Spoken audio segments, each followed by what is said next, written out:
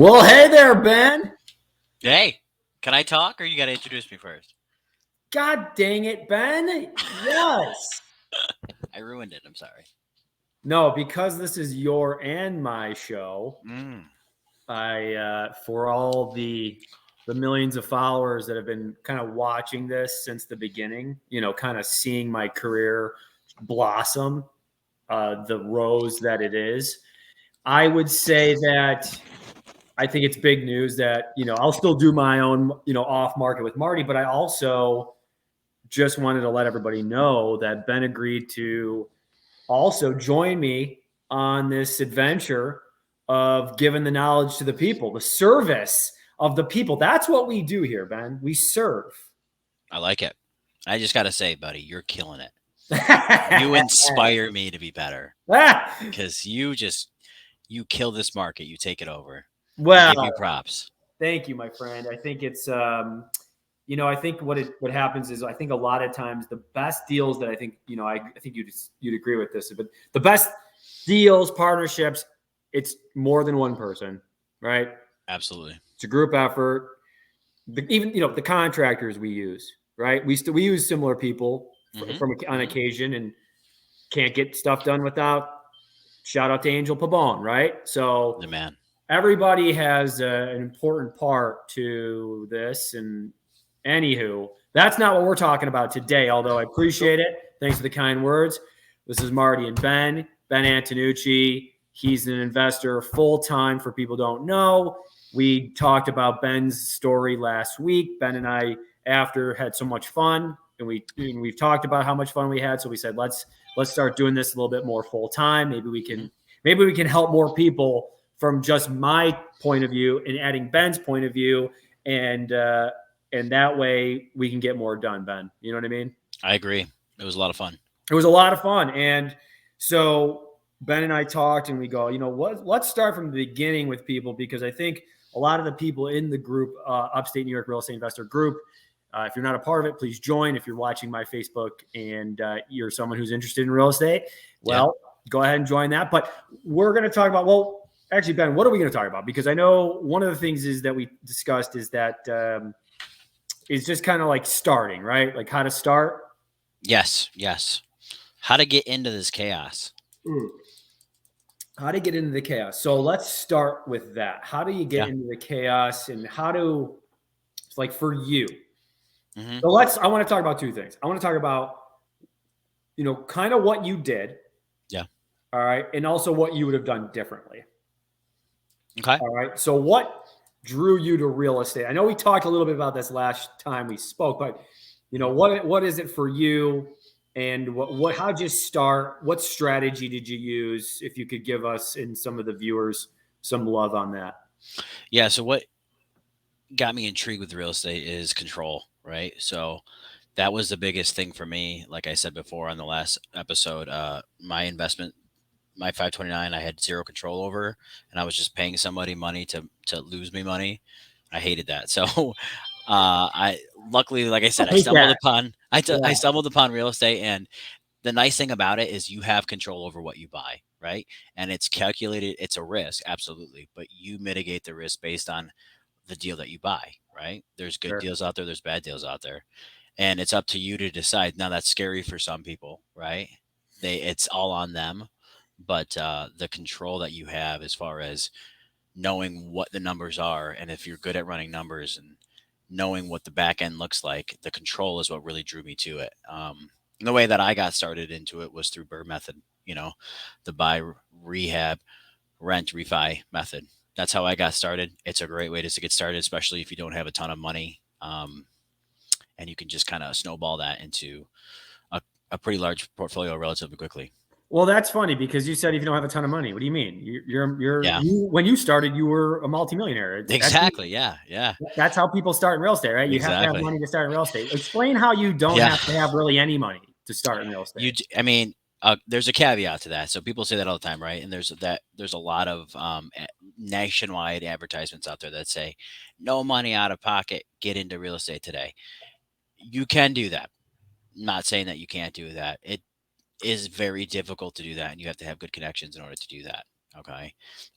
It gets easier as you go. The more deals that you do, the more essentially street credit that you get, it gets easier. You do have to have some money, especially for your first deal, for the majority of people. Okay. So what is that money for? Like, what do you mean? Because some people Yeah, then they would say, well, if I'm buying it right and I know the right people, I could get it done. But again, you're right. It doesn't. absolutely. It's for the majority of people. Yeah. It's not going to work that way. So what kind of money do you think they need? What's that like? What are your thoughts Yeah. there? Yeah. So if you have friends, right, and family, that's how I started, right? I had, luckily enough, my father was in a position to lend a little bit of money on our first deal, and we bought through a bank that was $15,000 down and five to $6,000 in rehab. So it was 20 grand in my first deal, and that was almost 50% of what the purchase price of the house was. So you're talking, 20 grand in a $45,000 house. If you know people that have that money, then go to them and you can certainly ask them. Make sure that you're prepared, right? Explain to them the numbers, explain to them what you're going to be doing, be confident when you're talking to them and have kind of a business plan going into it. But there is money that you have to have, right? People use lenders, right? That's one of our biggest strategies as far as investments, having private money lenders who are people with lots of money that want a better return than putting it in the stock market, or they like real estate, so they want to have their money in real estate, so they lend it to investors. Most lenders, if you're a newbie, are not going to lend you full purchase price and full rehab, right? That just They typically don't do that because you have to build a reputation. You have to build a connection with them. 100%. So the first deals are the hardest ones to tackle because you have to come up with some money out of pocket. Now you might find a lender. There are some out there that will do 100% financing on the purchase price, depending upon the deal, and then you come up with the rehab, or they might do 80% of the purchase price. But either way, you do have to have a little bit of money coming into it. Yeah, I agree with that. I totally agree with that. I think like that is probably the simplest way of doing it, right? I Like would agree. getting a loan with a bank, coming up with the 10 or 15, whatever percent down, right? Mhm. And then you structure it with your lender, family, friend, whoever gave you the money. And like you said, have a business plan so that in 3, 6, 9 months, when you're going to refinance it, right? Right. Or you're going to, if it's a flip, sell it where they get their money back. And I guess I would say to people that are listening that go, well, I'm just trying to figure out how to get started. Well, how to get started, number one, Ben, I would say is that because we're probably right there. What we just talked about was probably like 200 level. So if we go to Yeah. 100 level, let's talk about like number one, I would go to Bigger Pockets, Yeah. right? Network. Or YouTube University, and I would Mhm. spend a good 6 months. I'd spend 6 months, and I would read some of those main books to read, like for instance, I guess you could start with Rich Dad Poor Dad to kind of get your brain around, why real Mhm. estate's important. If you're like, I don't care what it is, I just want to do something to like better myself and my family, and I want to figure out how to get out of the rat race. Okay, Rich Dad Poor Dad. Then from there, I would probably read I read all the Bigger Pockets books actually, from the Brandon Turner's, the rental property, how to rent a property. Like what I can't remember what it's called offhand, but it Yeah. was a great book that I read. And do you have any books that you'd recommend? Do you I remember? I am not a reader, man. Podcast, YouTube. What Yeah, was I that? do podcasts. I'm more of an in-person person. So I would say you can read those books certainly, but go find somebody. Go find somebody that's doing what you're doing and learn Love from that. them. Yeah, You know, love Networking that. is absolutely dire for this industry. Oh, that's so good. Yes, yes, sir. I'd agree with that. I think though, I'd say yes to that 100%. I think what would be helpful though is if that person had a little bit of knowledge though, a little bit Absolutely. before they talk to like you or me Yep. or Yep. whoever. But yeah, like, okay, let's just say this. If I could go back, Mhm. I would definitely take still the 6 months of listening to a bunch of podcasts so that I can at least have some sort of lingo when they're explaining things to me. But then I would approach somebody who I would want to be like, right? So Mhm. whoever that is, someone who I emulate, whether it's a flipper, it's a holder, whatever it might be. And then I would just say, hey, because I've had people do this, right? Where they say, hey, how can I add value to you, right? In a perfect world, they would already know what I needed because I may have said, hey, I need help with social media or whatever, because I've said that before in some of my posts. But if someone's like, hey, I'd like to add value to you and here's how I can do it. Okay, perfect. Now I'm listening. Yeah. Right? I don't have to think, what can this kid do for me, right? So then what I would do is literally I would just be a fly on the wall. I'd be buying a ton of coffee. I'd say, hey, I would be amped up. Like I've had people meet with me, and I'm a different guy, so I don't need you to be like off the wall, but I'd be a little excited. Like, right. You know what I mean? Like, hey, thanks so much for doing this. Like, I've had to buy coffee for people when they, hey, it's like, dude, take some effing initiative and be like, hey, what do you want? What's your coffee of choice? Right. Right.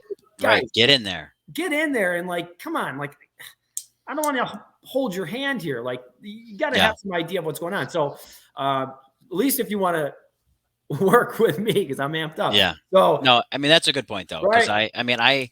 before I started, I did research for almost a year on it. So I didn't read books or anything like that. I'm more of an internet, guy. I went on Bigger Pockets a lot. So okay, that's fine. I did a lot of that stuff. But and to your point, before they meet with them, I would say if you're just getting into it, figure out what aspect you want to do. Right. So you have a target, you have questions to ask, you can look for somebody that's doing it in that avenue. Because real estate, there's so many different avenues. Like you said, you can do flips, you can do singles, you can do rentals, you can do Airbnbs. Figure out what your niche is going to be, and then go from there. And then go reach out to somebody. 100%. I would also say this. I had a different approach. My history was we bought rentals first, and then we flipped, and then we wholesaled, right? Yeah. So typically it's wholesale, flip, and then rentals sometimes, right? Yeah. Or at least that's what you see as the majority of timelines for investors. So that put us in a really cool position. It was a really helpful position that I kind of knew what was a good deal by the time I was wholesaling. I knew I had a great deal.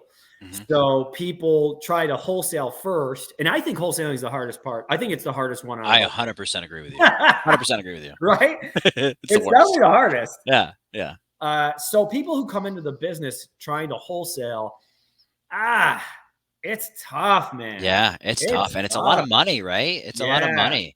A lot of marketing dollars. A lot of marketing dollars. And it's a highly, it's not passive whatsoever, right? Absolutely not. Flipping's not. I know rentals is a little bit more passive, right? It's a little bit upfront. You're going to be working, but wholesaling is the most active, truthfully, for me. Yes. So I would say to people listening, they go, well, I'm trying to get wholesale. I want to do wholesaling. It looks like it's such an easy check. It's not. It's not. It's such a tease. It's such a shitty check too. Yeah. It's not a great check. It's a good check once in a while, but there's a lot of pain that goes into getting that check. So I would say if I could tell somebody what to do if they wanted to, I would say partner with somebody, partner with an existing really good wholesaler. Don't try to do this on your own. Partner with, so depending on what you want to do. So if you're dead set, no, I'm wholesaling. I don't care what you say. Okay, great. So I would partner with a wholesaler who's already wholesaling and is doing at least 3 to 4 deals a month, something along those lines.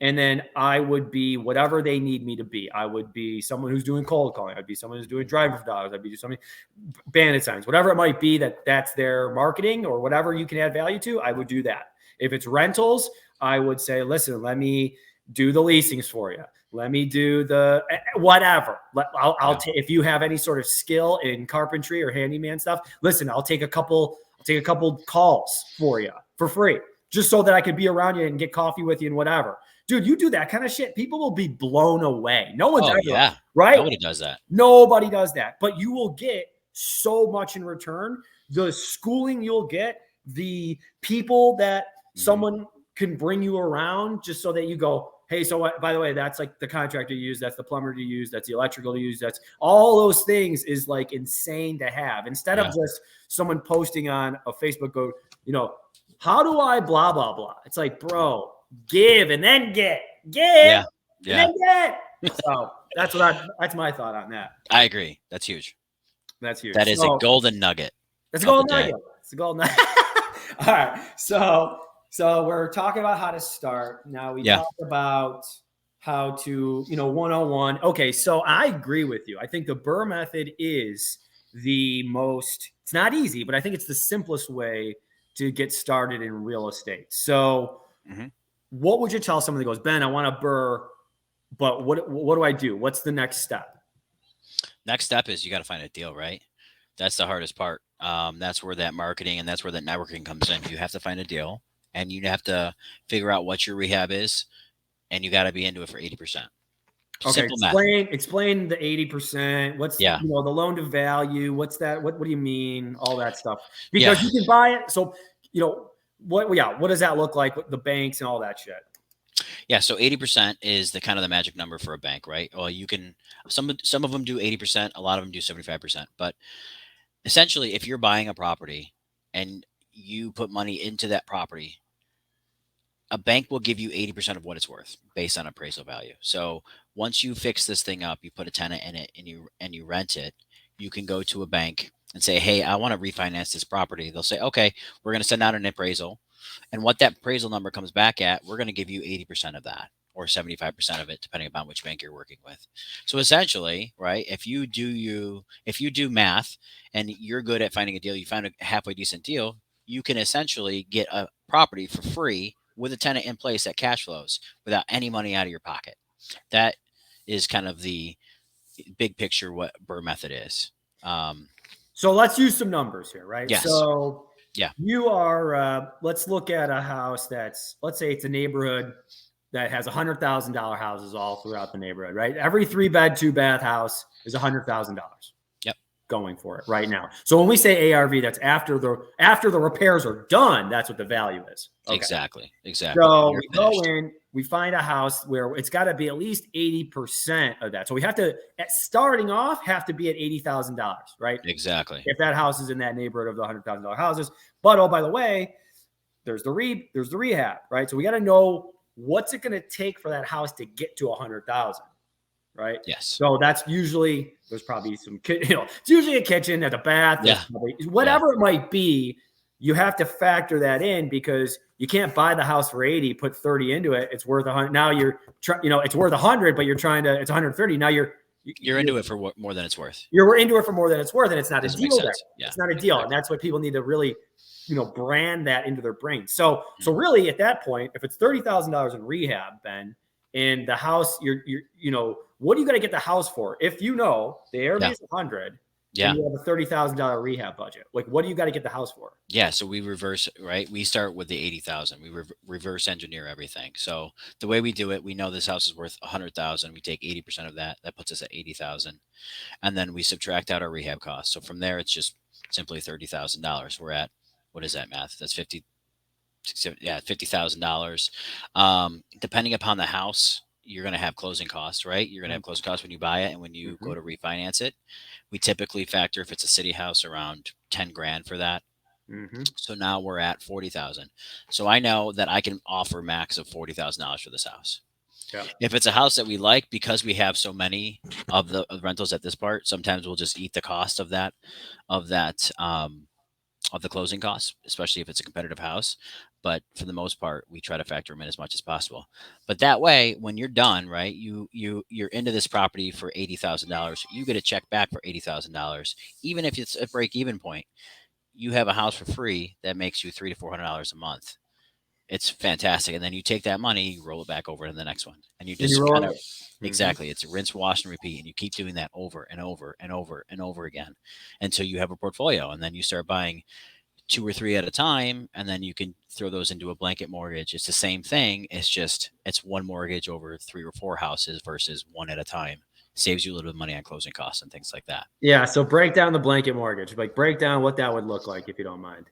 Yeah. So if we're doing, say, a neighborhood of $100,000 houses, you're into them for 80%. You could have 3 or 4 of those, right? You could have as many as you want. We are doing one right now. It's 8 houses. You go to a bank and say, I want to refinance these houses. They'll put them under a blanket mortgage, which is simply, it's a single mortgage, which encompasses all 8 of those houses and uses those 8 houses for collateral. And then they're going to appraise each single one of those houses, and they're going to come up with a total appraisal value and take 80% of that. It's the same exact math. It's just on a bigger scale. And then they're going to write you a check for 80% of the total loan amount minus their closing costs. Now, the thing with closing costs with a bank, right? I spoke about it briefly last time, is that banks are expensive for closing costs. They have all these stupid fees, and New York State has their own stupid fees. It adds up very quickly. So if you can save on an attorney fee from a bank attorney by having one mortgage versus 5 mortgages, then it makes sense. You can save a little bit of money there, and sometimes you can pull money out of the deal. So, for instance, if you're in the property for $60,000 and it's worth 100, you can pull $15,000 to $20,000 on top of that, which is really sweet, right? And the best part about that is it's tax-free money because it's considered equity, right? So now you have a $20,000 check on the back end, and you have a property that was free. Well, actually, that you were paid $20,000 to own, and it's cash flowing. That's where real estate can really get you. That's where it gets heat. That's where you get started to get heated up a bit. Yeah, that's where you get juiced up. That's where you get real juiced up, because you're right. That is, and again, for us, we have a wholesaler mindset. No matter whether they're wholesaling, buying, rentals, or flipping. So we want to get it, just like you said, you want to get that $100,000 house for $40,000. And depending on the budget, you should, if you're doing this correctly, especially in the crazy real estate market that we're in now, you should be able to find a comp, because I'm going to get into that in a second. You should be able to find a comparable price or a comparable sale of different houses around where you should be able to get paid to buy that house, right? If you're doing it, again, if you're going at it with the mindset of if you're buying it right, which a lot of people kind of miss that boat sometimes in the beginning, but if you can go into it saying, I'm going to buy it right, well, you should be able to buy the house and be paid to buy it, and it should be cash flowing. So like people who go, I don't have any money. Yeah, I agree. You do have to have a little bit of, maybe $5,000, $10,000 saved up, and that's a lot. But if you can just borrow that just for a little bit, even if figure it out, because you should be able to figure it out. The other thing is, again, if you are working with somebody and you're JVing with them in the beginning, you should be able to make some money off of those deals, where then you can go and do your own deal, and you'll have you'll have a master's degree in a year from somebody who you've been working with for a year. Like you should be able to have that. That should be not a problem, especially if you're willing to give and add value to somebody. So, so do that. So let's talk about the comp part, because I think one of the hidden things no one talks about when we talk BRRRR is the appraisal. Yeah. Right. So nobody wants to talk about it. Yeah. So there's no rhyme or reason. So in your experience, I'm going to talk about my experience, but in your experience, what does that look like? Because I think there's a little bit of an art to it, if you know what I'm talking about. Yeah. You got to be sweet to the appraiser. That's simple as that, man. Sure. I mean, for me, I haven't had too much problem with it, just because on our flips and our rentals are almost the same quality as our flips. So we're putting tons of money in our stuff. So it doesn't really affect us too much, but it depends on the appraiser, right? And it's so subjective. Appraisals are absolutely so subjective. If you look in the 19 board right now, I can guarantee you can find a 3-bedroom, 1-bath house that's worth $50,000, and you can find another one that's similar condition that it probably has a $150,000 price tag on it. Yeah. And you can use either of those for appraisals, right? But so can the appraiser. So there is an art to it. You want to come prepared. And what we do for ours is we try to make it as simple as possible for them. We go there, we do our own research as far as what the appraisal values are, which you should have been doing anyway, right? Yep. Before you bought the property. But we show them, we have a list of 5 properties, every single one, what the price was, what it sold for, what the square foot it is, what it is price per square foot. And we break that down and we come up with an average. And then we say, okay, based on that average, this is what we should be at. And then we'll walk through the property and we have a list of all the repairs that we did. Yeah. Top to bottom. And we say, this is how much money that we spent on this house. Very good. Now, typically you want to inflate that a little bit, you should, because you want to get as high as possible, right? And it doesn't have to be. I mean, you could literally Yeah. get your contractor to tell you, hey, this is Yeah. what we, spent, and here's what it could have been. I'm giving you a deal, Ben, but here's what typically this is what I charge. Yeah. So yeah, that's 100%. And 100%. you're just letting people, you're just letting them know. Yeah. You're, oh my God. I remember our first refi, and we had a package of 3 houses, and we didn't do this part at all. I think just let them go and let the tenants open the door. Oh, mistake. Right. Yeah. So here's a huge mistake, guys. So a big mistake for us was, when you have a tenant that's opening the door and they're not like they didn't eat their Wheaties that day, and they didn't have their cup of coffee yet. They might tell this person, well, let me show you what's wrong with the place. Yeah, exactly.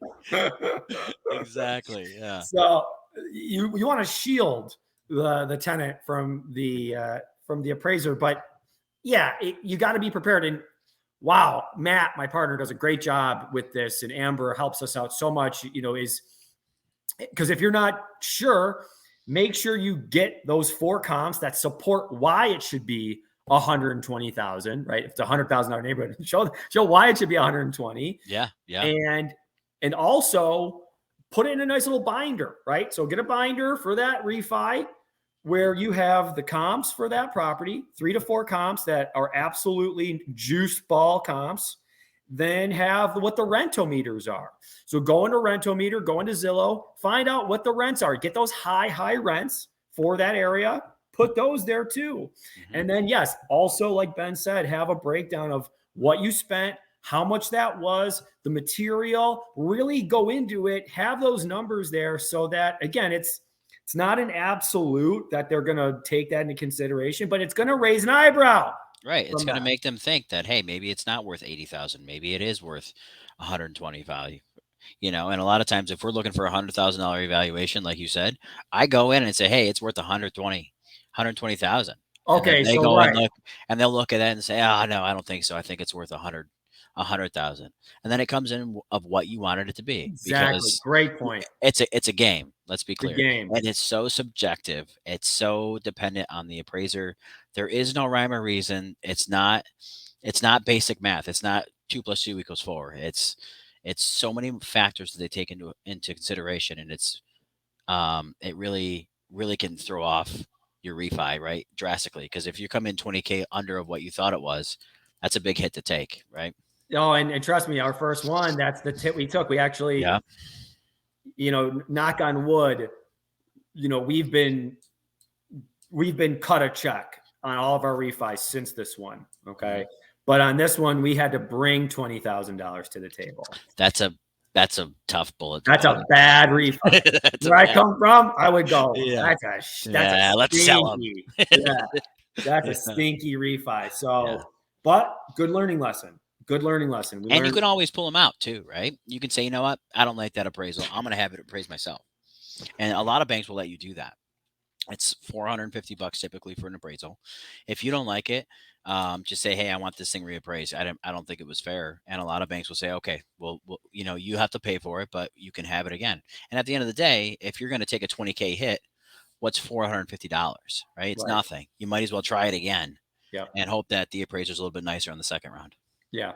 We, I don't even know. I think we were so green and just so not sure. And guys, that's why it's like, if there's anybody that could say, wow, you really didn't know what you were doing, it was me and Matt in the beginning, that's everybody though. Yeah. And I think we got those appraisals back, and I don't even know if we looked at them. We didn't know what we were doing. We didn't know what we were doing. We were just we'll just wait till the refinance at the closing and everybody should be good. I mean, that's the Burr method. You buy it, you rent it, you repair it, and you get your money back, right? I mean, that's how it works. Not all the time. So you got to make sure you're coming prepared. So that's awesome. So yeah, for people starting out, Ben, first, number one, be educated. Absolutely. Right. Step one is education. Step 2 is, I guess, if you have the means, I would do 2 things if you do. So if you do have some money and you got a strong W-2, I would even pay for a mentorship. I know that's not what everybody would say if you haven't done a mentorship, but you're doing a mentorship right now, right? I am doing a mentorship. Yeah. And how worth it is it for you? Right now it's huge. It was not the cheapest by any means, Sure. but the wealth of knowledge, I'm overwhelmed by it because the platform they use has so much knowledge on it that I don't know where to start. There's like it's that big, right? And Yeah. just from a month and a half ago when I started to now, I am so much more comfortable buying a storage unit than I was a month and a half ago. That's amazing. It's incredible what you can learn. Here's the other benefit, Ben, and I'm sure you'd agree, is that the people in that group, Oh, it's probably worth just the people in the group, just to have mhm. that private group with them, right? Fuck the knowledge. I mean, whatever the mentorship is, the people there, it's worth that just to freaking rub elbows with these guys, right? Absolutely. Yeah. I can't tell you how many deals go through that platform. Not only that, there's partnerships that people, lend $2 million on deals. They're like, hey, I got this, throw it up here.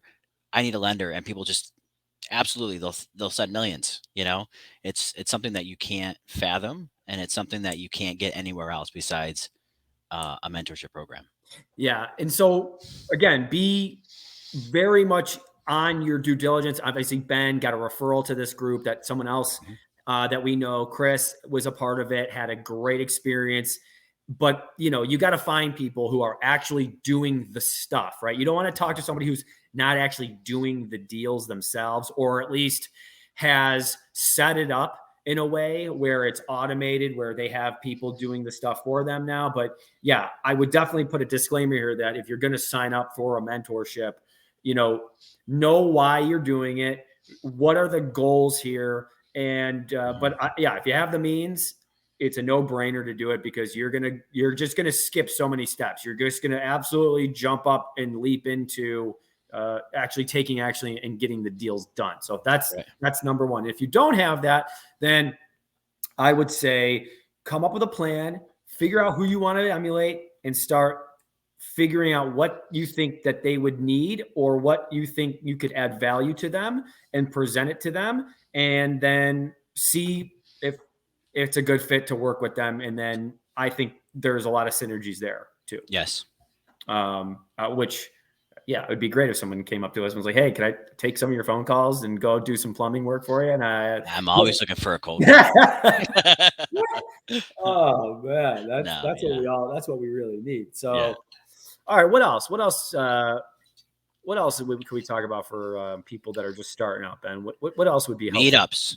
Meetups are huge. Talk about Huge. it. I can't tell you how much I got from that coffee club meeting. Yeah. It's been life-changing. So Yeah. find those. There are around. Find your local one if you're not in town. There's FRIAs all over the country. Go to those. Go to, investment meetups anywhere. We have one, a couple coming up this week, I think, or this month. There's Yeah, one we on have one Radio December Social. 22nd. We Yeah, got I think there's one. another one too. Okay. Is For free? yours is I don't know what it is for.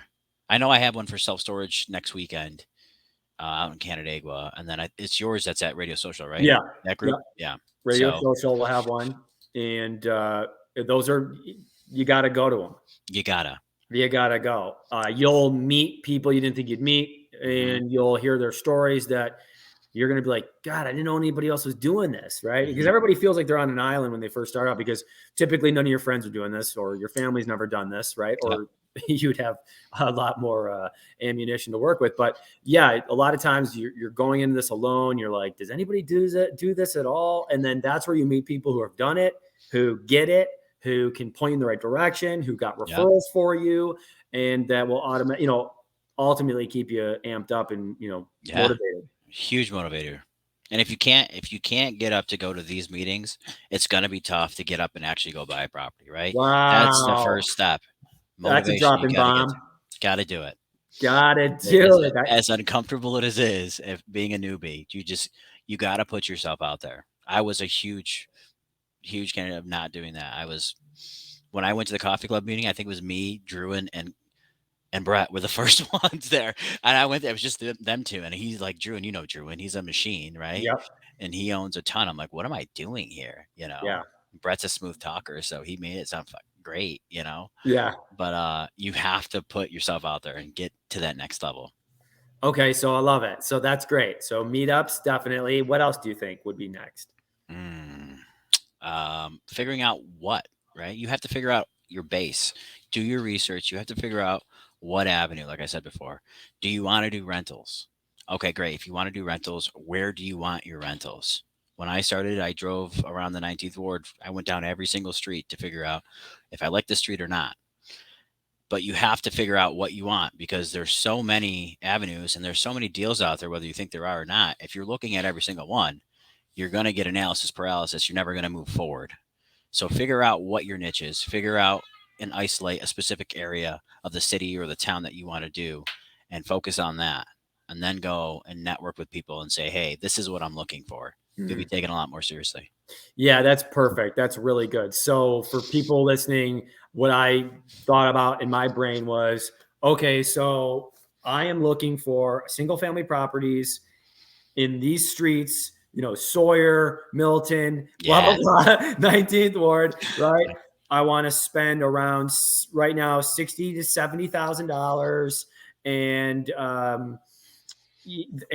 I want it vacant, whatever your parameters are. And that's when you go to a realtor and say, hey, Mr. Realtor, Mrs. Realtor, I'm an investor, number one. Whether you are or not right now, currently, if you have a deal or not, you need to start identifying yourself as an investor, because when you do that, guys, you start taking actions that are different than what you normally do. If you say I am something, right, or I identify as a successful real estate investor, your behaviors change, where you'll start taking certain actions and you'll start believing more. And when you have that belief, that is transferable to the people you talk to. So when you're talking to that agent and you're saying, hey, first of all, I'm not just an investor, I'm a successful investor. You don't have to say that. Yeah. They might go, okay, sir, we're all set here.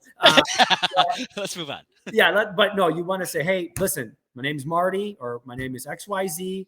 I'm a real estate investor here in Rochester, and I have a criteria. I am looking for an agent to help me with this criteria. And I'm looking for single and multifamily properties that are 1900 build or newer, that are, let's say less than 3,000 square feet. And I'm also looking for those to be around $60,000 to $80,000. And that's my criteria. So if you have something like that, give me a call. That's going to go, wow, that's great. That's insane. That you know what you want, because what happens and what's consistently happening in this market, and probably a lot of all the other markets, is a newbie or new investor will say, hey, Mr. Agent, this is Marty. I'm looking for deals. Yeah. What do you got? I'm looking for a house that I can invest into. What do you got? What do you got? And what happens when that happens? They go, okay, yeah, click. You're at the bottom of the pile. Yeah, exactly. Or I'll put you on the freaking list. Yeah, you're on the list. Everybody else is going to see that's been picked over and absolutely vultured on. No, come with a plan. Mm-hmm. Make that agent feel good. Hey, listen, by the way, the reason I'm talking to you, Ben, is I know you've been doing this. I saw you've been doing this since 1999. I know you're actually an expert in short sales. So that's why I kind of want to talk to you about that as well, because I'm looking for more investment properties. And oh, by the way, I know you're a part of FRIA, which I'm just signed up for as well. And I know you're a member of the Upstate New York Real Estate Investor Facebook group, and I'm a part of that too. So anyway, this is my criteria. And so now this person goes, wow, this person's got their shit together. Yeah, exactly. This person's got their shit together. They know something about me that made me feel good. So now when I see that name, hear that name, I'm going to make that person feel good too, because I'm going to send them a deal. People want to help people that are just starting off, I think. Mm-hmm. People, but you got to you better come with it. If you're brand new, you better want it more than I want it for you, right? If you're coming to me and like, hey, Marty, I want to get started. I'm like, okay, what have you done? Well, I'm just, this and that. It's like, guys, you better be amped up. Yeah, you got to have it together and want it. Again, you don't have to be so outgoing like me or Ben, but you have to have some conviction when you're talking to people about what you're looking to do. I want to own real estate properties in this area at this number, and I want to have 5 by 2022. Wow. Okay, great. You got a goal. Sounds like you're someone that would be worth it to work with.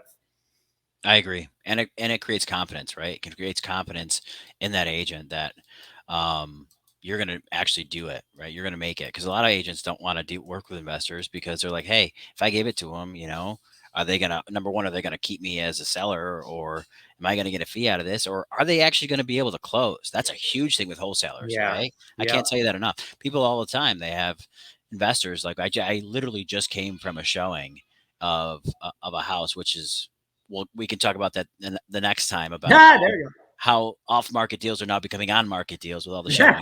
Yeah. I just came from one, and I know the person very well, and they call me first. They text me, and about this deal, and I didn't answer him back. So he texted me this morning and said, "Hey, are you coming or no?" And I said, "Yeah, absolutely."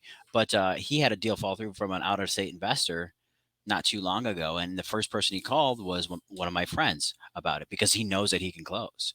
So you have to have confidence. You have to create confidence in these people, or Yep. else you're going to be passed on. Show them that you know what you're doing, and don't go in there and offer them an offer and then back out on the back end, because it's really going to tether your strings to that person. And it's just huge having a network of people to get deals funneled to you. Oh, that's good, buddy. No, that's really good. I think that's another thing that you really better have your proof of funds together. You really, Yeah. guys, if you're going to get something under contract, you really better have a play for this. It better be such a smoking deal that maybe you don't have the proof of funds, but it better be such a smoking deal that you can get this thing sold. Mm-hmm. If not, this is where you can get this is where you give wholesalers a bad name, right? If you're just getting things under contract and then the deals are dying because you can't buy yourself. One of the things that Matt and I are proud of is that when we get something under contract, even if our intention is to wholesale, if we can't, we will close on it. Yes, that's huge. Right? That's huge. Because it's your word. These people are making some decisions, big decisions, financial decisions that it's bigger than you. So you better have it together. And that's an important thing to remember.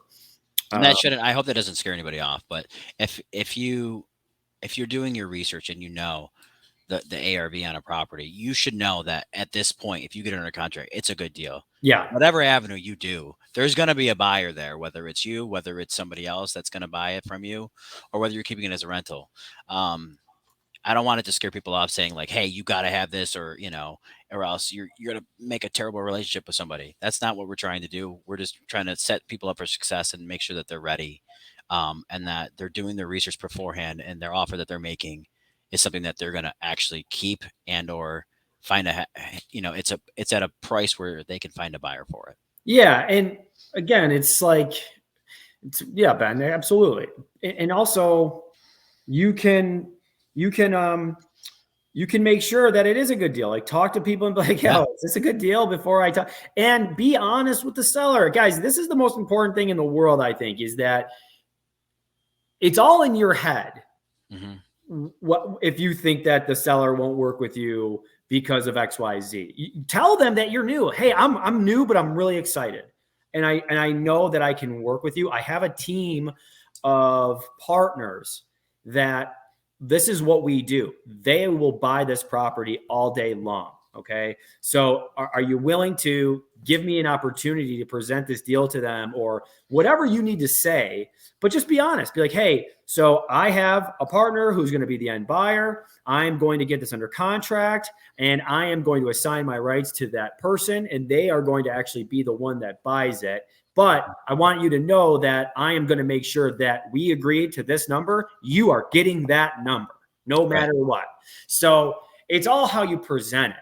If you come and go, I don't know, this is it. No, it's not going to work. You have to have your what together. You have to know that it's a good deal. And then you need to, again, if you're new, talk to someone who's been doing this and let them know they're not going to steal your deal. I'm not going to steal your deal. Ben's not going to steal your deal. But go to us and say, hey, is this a good deal or not?